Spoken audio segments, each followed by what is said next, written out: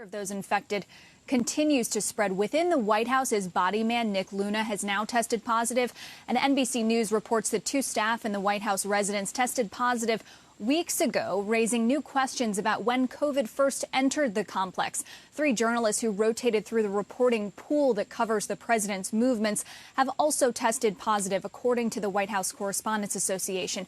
2 of those worked at the nominating ceremony for Judge Barrett that you just mentioned, an event where at least 9 attendees now are known to have contracted the virus. 2 of those are Republican Senators Mike Lee and Tom Tillis. Other members of the Judiciary Committee who sat in their row at the ceremony have tested negative, but their quarantine and that of Wisconsin's Ron Johnson, who also tested positive, has paralyzed the Republican-led Senate, which is now operating virtually for 2 weeks. The campaign trail is having to regroup as well. The president's campaign manager and the majority of the advisors in the room preparing him for last Tuesday's presidential debate, Kellyanne Conway and Chris Christie, have tested positive as well. This morning, Rudy Giuliani, appearing on Fox, said, "I don't have it. I mean, so far." 11 staffers involved in the organization of the event have also contracted the virus, amounting to dozens of cases in just the last week. The White House says it won't disclose the total number of West Wing cases due to privacy concerns. Let's bring in now Joe Grogan, who is formerly the assistant to President Trump for domestic policy, a member of the president's COVID-19 task force, a position he left in May. And Joe, we appreciate you being here to put some of this stuff into perspective for us. The president's senior advisor to his campaign, Jason Miller, said yesterday, President Trump is arguably the single most protected person on the entire planet, and yet he got COVID. But based on what you know about the White House protocol, how ironclad were the protections around the president? Well, clearly they weren't ironclad. I mean, it does go to show this is an extremely tricky virus, and you've basically got the White House complex being no different than a battleship, except for you can't quarantine it. Once you go out to sea, after sailors have been quarantined for 14 to 21 days before they embark, you've got a secure location. But you've got people coming and going to and from the White House. You've got different social networks coming into contact with White House staff. It's extremely difficult, if not impossible, to secure that place. And I do think they need to think through the testing protocols. I think they probably need to look at some new technology. I know they were using the Abbott test. That was the hot test when it was approved, when I was still there at the White House. But there's been new approvals. The Cepheid gene expert, Fluidigm's got great testing.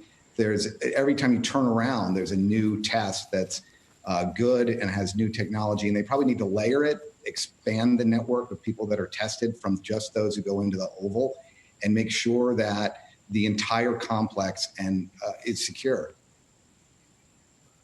So, Joe, thinking about the test that the White House uses and that has been the source of its confidence for the last several months in holding some of these larger events and allowing some of these staffers to come on the complex. I mean, I can read just a series of news articles and learn that some of these Abbott rapid tests for people without symptoms sometimes have error rates as much as a third, where they don't pick up positive cases that come out as false negatives. So why didn't the White House layer some of these technologies earlier on so that they could make sure something like this didn't happen? They probably will be evaluating all this. I'm sure they will be. But it's important to remember, and look, no testing protocol is perfect. This one was demonstrated in real time to have failed. These things have different data coming to light between the clinical trial and the real world deployment. Here in this setting, a vulnerability was discovered because we have so many positives, but it was working. I mean, I am surprised, as a lot of people are, that it didn't hit the complex sooner.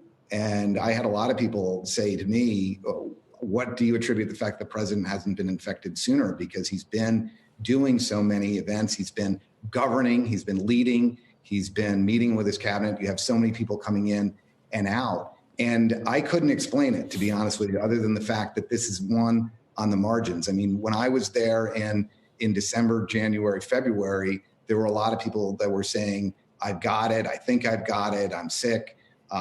We were all antibody tested because you're working on top of one another, really long hours. People are, the entire time you're working at the White House, you are just varying degrees of unhealthy.